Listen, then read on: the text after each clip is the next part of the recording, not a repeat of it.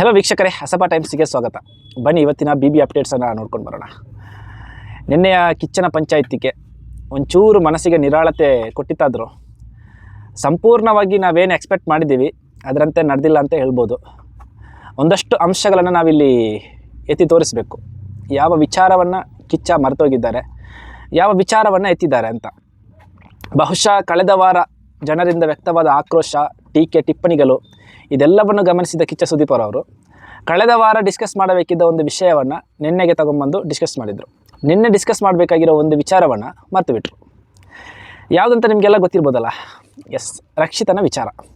ಈಗ ನೇ ಸಂಚಿಕೆಯಲ್ಲಿ ಕಳೆದ ವಾರದಲ್ಲಿ ರಕ್ಷಿತಾ ಅಶ್ವಿನಿ ಮೇಡಮ್ ಅವರಿಗೆ ಚಪ್ಪಲಿ ತೋರಿಸಿದ್ದು, ನಿಮ್ಮ ಓಟು ನನಗೆ ಬೇಡ ಅಂತೇಳಿ ಚಪ್ಪಲಿ ತೋರಿಸಿದ್ದು, ಅದನ್ನು ಅಶ್ವಿನಿ ಮೇಡಮ್ ಅವರು ವಿಷಯಾಂತರ ಮಾಡಿ ಏನೇನೋ ಮಾಡೋಕ್ಕೋಗಿ ಇನ್ನೇನೋ ಆಗಿ ಕೊನೆಗೊಂದು ಕ್ಲಾರಿಟಿನೇ ಸಿಕ್ತು. ಆದರೆ ಅಶ್ವಿನಿ ಮೇಡಮ್ ಒಪ್ಕೊಳ್ಳೋದೇ ಇಲ್ವಲ್ಲ. ಅವ್ರ ತಪ್ಪನ್ನು ಪ್ರೂಫ್ ಸಮೇತ ಎತ್ತಿ ತೋರಿಸಿದ್ರು ಕೂಡ ಆ ಅಮ್ಮ ಒಪ್ಪೋಕ್ಕೆ ರೆಡಿನೇ ಇಲ್ಲ. ಅಟ್ಲೀಸ್ಟ್ ಒಂದು ಕ್ಷಮೆ ಸುದೀಪ್ ಅವ್ರ ಕೈಯಿಂದ ಅದನ್ನು ಮಾಡೋಕ್ಕಾಗಿಲ್ಲ. ಬಹುಶಃ ನಾವಿಲ್ಲಿ ಎಲ್ಲದಕ್ಕೂ ಸುದೀಪ್ ಸರನ್ನು ಬ್ಲೇಮ್ ಮಾಡೋಕ್ಕೂ ಆಗಲ್ಲ. ಯಾಕೆಂತೇಳಿದರೆ ಅವರೊಂದು ಜವಾಬ್ದಾರಿಯುತ ಸ್ಥಾನದಲ್ಲಿ ನಿಂತು ಎಷ್ಟು ಅವರ ಲಿಮಿಟ್ ಎಷ್ಟಿದೆ ಆ ಲಿಮಿಟಲ್ಲಿ ಬುದ್ಧಿವಾದ ಮತ್ತು ಪಂಚಾಯತಿಕೆಯನ್ನು ಮಾಡ್ಬೋದು. ಅದನ್ನು ದಾಟಿ ಅವ್ರ ಕೈಯಿಂದನೂ ಹೋಗೋಕ್ಕಾಗಲ್ಲ. ಆದರೆ ಇನ್ನೊಂದು ಏನೋ ಸಮಸ್ಯೆ ಬರುತ್ತೆ. ಅಲ್ಲಿ ಗಂಡು ಮಕ್ಕಳಾದರೆ ಬೇರೆ ವಿಚಾರ, ಬೇರೆ ಥರದಲ್ಲಿ ಅವರಿಗೆ ಮಾತಾಡೋಕ್ಕಾಗುತ್ತೆ, ಟೋನ್ ಚೇಂಜ್ ಮಾಡ್ಬೋದು. ಬಟ್ ಹೆಂಗಸರ ಹತ್ರ ಮಾತಾಡುವಾಗ ಒಂಚೂರು ಸೂಕ್ಷ್ಮವಾಗಿ ಮಾತಾಡಬೇಕಲ್ಲ. ಎಲ್ಲಾದರೂ ಒಂಚೂರು ಟೋನ್ ಚೇಂಜ್ ಆಯಿತು ಅಂತಾದರೆ ಇಲ್ಲಿ ಹಲವಾರು ಸಂಘ ಸಂಸ್ಥೆಗಳು ಬಂದು ಪ್ರತಿಭಟನೆ ಮಾಡೋದು, ಇಲ್ಲ ಟೀಕೆ ಮಾಡೋದೆಲ್ಲ ಮಾಡುತ್ತೆ. ಸೊ ಅದು ಗಂಡಸರು ಮಾತಾಡುವಾಗ ಆ ಪ್ರಬುದ್ಧತೆ ಇರಬೇಕು. ಅದು ಇದೆ ಸುದೀಪ್ ಅವರಿಗೆ. ಅದರಿಂದಾಗಿ ಅವರು ಕೆಲವೊಂದು ಅವರಿಗೆ ಇತಿಮಿತಿಗಳನ್ನು ಹಾಕಿ ಅಶ್ವಿನಿ ಗೌಡ ವಿಚಾರದಲ್ಲಿ ಮಾತಾಡ್ತಾರೆ ಅನ್ನೋದು ನನ್ನ ಪರ್ಸ್ಪೆಕ್ಟಿವ್. ಸೊ ಅದು ಆಗಿರ್ಬೋದು. ಆದರೆ ಸುದೀಪ್ ಸರ್ ಏನು ಮಾಡ್ತಾ ಇದ್ದಾರೆ ಅಂತ ಹೇಳಿದರೆ, ನಿನ್ನೆ ಅಶ್ವಿನಿ ಗೌಡರವ್ರದ್ದು ಏನು ಕೇಸ್ ವಿಚಾರಣೆ ಇತ್ತು, ಸೊ ಅದನ್ನು ಕ್ಲಿಪ್ಸ್ ಹಾಕಿ ಅವರಿಗೆ ತೋರಿಸ್ತಾ ಇದ್ರು. ಸೊ ಅದಕ್ಕೆ ಅವರು ಹೇಗೆ ಪೀಠಿಕೆ ಹಾಕಿದ್ರು ಅಂತ ಹೇಳಿದರೆ, ಮೊದಲು ಕಾಕ್ರೋಚ್ ಅವ್ರದ್ದು ಕ್ಲಿಪ್ಸ್ ಹಾಕಿ ಅವ್ರ ಹತ್ರ ಮಾತಾಡಿಸಿದ್ರು, ಆನಂತರ ಚಂದ್ರಪ್ರಭಾ ಅವ್ರದ್ದು ಕ್ಲಿಪ್ಸ್ ಹಾಕಿ ಅವ್ರ ಹತ್ರ ಮಾತಾಡಿಸಿದ್ರು. ನಂತರ ರಕ್ಷಿತಾ ಶೆಟ್ಟಿ ಚಪ್ಪಲಿ ವಿಚಾರ ಬಂತು, ಅದೇ ಅಶ್ವಿನಿ ಗೌಡರದ್ದು ಬಂತು. ಸೊ ಡೈರೆಕ್ಟಾಗಿ ಅಶ್ವಿನಿ ಗೌಡರ ಜೊತೆ ನೀವು ಈ ಥರ ತಪ್ಪು ಮಾಡಿದ್ದೀರಾ, ನೀವು ಮಾಡಿದ ತಪ್ಪು ಅಂತ ಹೇಳೋಕ್ಕಾಗಿಲ್ಲ ಕಿಚ್ಚ ಸುದೀಪ್ ಅವರಿಗೆ. ಬಹುಶಃ ಒಂದು ವಿಚಾರ ಈಗ ಇರ್ಬೋದು, ಆ ಅಮ್ಮ ನಾನು ಏನು ಹೇಳಿದ್ರು ಕೇಳಲ್ಲ, ಸೊ ಸಾಕ್ಷಿ ಸಮೇತ ತೋರಿಸಿ ಮಾತಾಡಬೇಕು ಅನ್ನೋದಾಗಿರ್ಬೋದು ಕಿಚ್ಚ ಸುದೀಪ್ ಇದು. ಒಟ್ಟಾರೆಯಾಗಿ ಕರ್ನಾಟಕದ ಜನತೆ ಏನು ಆಗ್ರಹ ಮಾಡಿದ್ರು ಅಶ್ವಿನಿ ಗೌಡರವರಿಗೆ ಒಂಚೂರು ಕ್ಲಾಸ್ ತಗೋಬೇಕು ಅಂತ, ಅದು 100% ಆಗಿಲ್ಲ ಅನ್ನೋದು 50% ಆಗಿದೆ ಅಂತ ಹೇಳ್ಬೋದು. ಆದರೆ ಕಿಚ್ಚ ಸುದೀಪ್ ಒಂದು ತಪ್ಪು ಮಾಡಿದ್ದಾರೆ ಇಲ್ಲೂ ಕೂಡ. ಅಶ್ವಿನಿ ಗೌಡರವರಿಗೆ ಚಾಟಿ ಬೀಸುವ ಭರದಲ್ಲಿ ಆ ಚಾಟಿ ಸಂಪೂರ್ಣವಾಗಿ ತಾಗಿದ್ದು ರಕ್ಷಿತಾ ಶೆಟ್ಟಿಗೆ. ಒಂದು ರೌಂಡ್ ಅಶ್ವಿನಿ ಗೌಡರವರಿಗೆ ತಾಗಿದೆ ಆದರೂ ನೋವಾಗಿದ್ದೆಲ್ಲನೂ ರಕ್ಷಿತಾ ಶೆಟ್ಟಿಗೆ. ಯಾಕೆಂದರೆ ಅಲ್ಲಿ ಕ್ಷಮೆ ಕೇಳಿಸಿದ್ದು ರಕ್ಷಿತಾ ಶೆಟ್ಟಿಯಿಂದ. ಅಶ್ವಿನಿ ಗೌಡರವರಿಗೆ ಚಾಟಿ ಬೀಳಿಸಿ ಅದು ಒಂದು ರೌಂಡ್ ಅಶ್ವಿನಿ ಗೌಡರವರಿಗೆ ಅದು ರೌಂಡ್ ಅಪ್ ಹೊಡೆದಿದ್ರು ಅದರ ಈ ತುದಿ ಇದೆಯಲ್ಲ, ತುದಿ ತಾಗ್ತಾ ಇದ್ದದ್ದು ಪ್ರತಿಯೊಂದು ಕೂಡ ರಕ್ಷಿತಾ ಶೆಟ್ಟಿಗೆ. ಸೊ ಅದರಿಂದಾಗಿ ತುದಿ ಯಾರಿಗೆ ತಾಗ್ತಿದ್ದೆ ಅವರಿಗೆ ನೋವಾಗ್ತಿದ್ದೆ ಹೊರತು ಚಾಟಿ ರೌಂಡ್ ಅಪ್ ಹೊಡೆದದ್ದಲ್ಲ. ಚಾಟಿ ರೌಂಡಿಗೆ ಹೊಡಿತಲ್ಲ, ಸೊ ಆ ರೌಂಡ್ ಬಂದು ರಕ್ಷಿತನಿಗೆ ತಾಗೋದು. ಪ್ರತಿಯೊಂದು ವಿಚಾರದಲ್ಲೂ ಸುದೀಪ್ ಸರ್ ಅದೇ ಥರ ಮಾಡ್ತಾಯಿದ್ದು. ರಕ್ಷಿತಾ ಶೆಟ್ಟಿಯನ್ನು ಓಕೆ ನೀನು 15 ವರ್ಷ ಚಿಕ್ಕವಳು ಆ ಥರ ತೋರಿಸಬಾರ್ದು, ಪ್ರತಿಯೊಂದು ಓಕೆ ಇಲ್ಲ ಅಂತ ಹೇಳಲ್ಲ. ಯಾಕೆಂತ ಹೇಳಿದ್ರೆ ಸರಿ, ನಮಗೊಂದು ಸಂಪ್ರದಾಯ ಸಂಸ್ಕೃತಿ ಎಲ್ಲವೂ ಇರುತ್ತೆ. ದೊಡ್ಡವರಿಗೆ ಹಿರಿಯರಿಗೆ ಒಂದು ಗೌರವ ಕೊಡೋದು, ಹಿರಿಯರ ಜೊತೆ ಮಾತಾಡೋ ಹೇಗೆ ಅಂತ. ಬಟ್ ನಾನು ಒಂದು ಕೇಳೋದು, ಈಗ ಹಿರಿಯರಿಗೆ ಕಿರಿಯರು ಗೌರವ ಕೊಡಬೇಕು, ಕರೆಕ್ಟು. ಯಾವಾಗ, ಎಲ್ಲಿ, ಹೇಗೆ?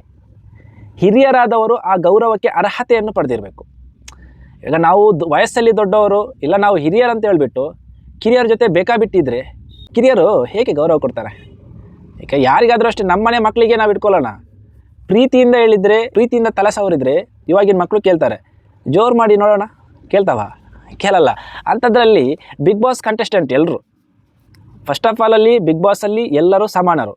ಯಾವುದೇ ವಯಸ್ಸಿರಲಿ, ಯಾವುದೇ ಅರ್ಹತೆ ಇರಲಿ, ಅಲ್ಲಿಗೆ ಹೋದ ನಂತರ ಬಿಗ್ ಬಾಸ್ ಕಂಟೆಸ್ಟೆಂಟು. ಗೌರವ ಕೊಡೋದು ಕೊಡದಿರೋದು ಅವರವರ ವ್ಯಕ್ತಿತ್ವಕ್ಕೆ ಬಿಟ್ಟದ್ದು, ಅವರವರ ವೈಯಕ್ತಿಕ ಅಭಿಪ್ರಾಯ. ಸೊ ಅಲ್ಲಿ ಎಲ್ಲರೂ ಗೌರವ ಕೊಡ್ತಾ ಇದ್ದಾರೆ. ಇನ್ನು ನೀನು 15 ವರ್ಷ ಚಿಕ್ಕವಳು, ನೀವು ಗೌರವ ಕೊಡಲೇಬೇಕು ಅನ್ನೋದಿದೆಯಲ್ಲ, ಗೌರವ ಕೊಡಬೇಕು ಅಂತ ಹೇಳಿದರೆ ಆ ಗೌರವ ಪಡೆದುಕೊಳ್ಳುವಂತಹ ವ್ಯಕ್ತಿ ಅದೇ ರೀತಿ ಇರಬೇಕು. ಆವಾಗ ಮಾತ್ರ ಗೌರವ ಸಿಗೋದು. ಅದು ಪ್ರತಿಯೊಬ್ಬರು ಅರ್ಥ ಮಾಡ್ಕೋಬೇಕು. ನಾನು 40 ವರ್ಷದವಳಪ್ಪ, ನೀನು ಇನ್ನೂ 24 ವರ್ಷ, ನಾನು ಕಂಡಿರೋದು ಏನು ನೀನು ಕಂಡೇ ಇಲ್ಲ. ಕಂಡಿರೋದಕ್ಕೆ ಮೇಡಮ್ ಅವಳು ಬಿಗ್ ಬಾಸ್ ಮನೇಲಿ ಇರೋದು. ಇಲ್ಲಾಂದರೆ ನೀವು 40 ವರ್ಷಕ್ಕಿದ್ದೀರಾ, ಅವರು 24 ವರ್ಷಕ್ಕಿದ್ದೀರಾ ಅಂತ ಹೇಳಿದ್ರೆ ಅಲ್ಲಿ ಅರ್ಥ ಆಗಬೇಕು. ಇಬ್ಬರು ಒಂದೇ ದೋಣಿಯಲ್ಲಿದ್ದೀರಾ, ಇಬ್ಬರು ಒಂದೇ ಸ್ಟೇಜಲ್ಲಿದ್ದೀರಾ. ಅವ್ರು 100 ಸಿನಿಮಾ ಮಾಡಿರ್ಬೋದು, ನಮಗಂತೂ ಗೊತ್ತಿಲ್ಲ. ದೇವರಾಣೆ ಹೇಳ್ತೀನಿ, ಅಶ್ವಿನಿ ಗೌಡರವರು 100 ಸಿನಿಮಾ ಮಾಡಿರೋದು ನಮ್ಗೆ ಗೊತ್ತಿಲ್ಲ. ಎಲ್ಲೋ 1-2 ಸಿನಿಮಾದ್ದು, ಅದು ಕೂಡ ಗಿಲ್ಲಿ ರೇಗಿಸುವಾಗ ಈ ಕಿರಾತಕ ಸಿನಿಮಾದಲ್ಲಿ ಇವರೇ ಇದ್ದಿದ್ದು ಅಂತೆಲ್ಲ ನಮ್ಗೆ ಅರ್ಥ ಆಗಿರೋದು. ಅದು ಯಾವ 100 ಸಿನಿಮಾ ಅಂತ ನಮಗೂ ಗೊತ್ತಿಲ್ಲ. ಬಟ್ ಅದು ಏನಿದ್ರು ಹೊರಗಡೆದ್ದು ಅಲ್ಲಿ ಬಂದು ನಾನು ಹಂಗೆ ಮಾಡಿದ್ದೀನಿ, ನಿನ್ನಂಥ 100 ಯೂಟ್ಯೂಬ್ ಚಾನಲ್ ಮಾಡ್ಬೋದು, ನಿನ್ನ ಕೈ ಹಿಡ್ಕೊಂಡು ಇನ್ನೇನೋ ಮಾಡ್ತೀಯಾ, ಯಾಕೆ ಮಾತಾಡಿಲ್ಲ ಸರ್? ಇದ್ರ ಬಗ್ಗೆ ಮಾತಾಡಲೇಬೇಕಲ್ಲ. ನೀವು ಇವಾಗ ಹೇಳ್ತೀರಾ ದೊಡ್ಡವರಿಗೆ ಈ ರೀತಿ ಚಪ್ಪಲಿ ತೋರಿಸಿದಾಗ, ಇಲ್ಲ ದೊಡ್ಡವರಿಗೆ ಈ ರೀತಿ ಮಾತಾಡಿದಾಗ ನಮ್ಮ ಸಂಪ್ರದಾಯಕ್ಕೆ ವಿರುದ್ಧವಾಗ್ತಿದೆ, ಇಲ್ಲ ಅವರ ವ್ಯಕ್ತಿತ್ವಕ್ಕೆ ಮಸಿ ಬೆಳೆದಂಗೆ ಆಗುತ್ತೆ ಅಂತ. ಸರಿ, ಒಪ್ಕೊಳ್ಳೋಣ, ಫೈನ್, ನೀವು ಹೇಳಿರೋದು ಕರೆಕ್ಟೇ. ಚಪ್ಪಲಿನ ಆ ಥರ ತೋರಿಸ್ಬಾರ್ದಿತ್ತು. ಪಾಪ ಅವಳೇನೋ ಆ ಸಂದರ್ಭದಲ್ಲಿ, ಆ ಮಾತಿನ ಬರದಲ್ಲಿ ಆ ರೀತಿ ತೋರಿಸ್ಬೋದು. ಅದಕ್ಕೆ ಅವಳು ಮುಕ್ತವಾಗಿ ಕ್ಷಮೆನೂ ಕೇಳಿದಾಳೆ.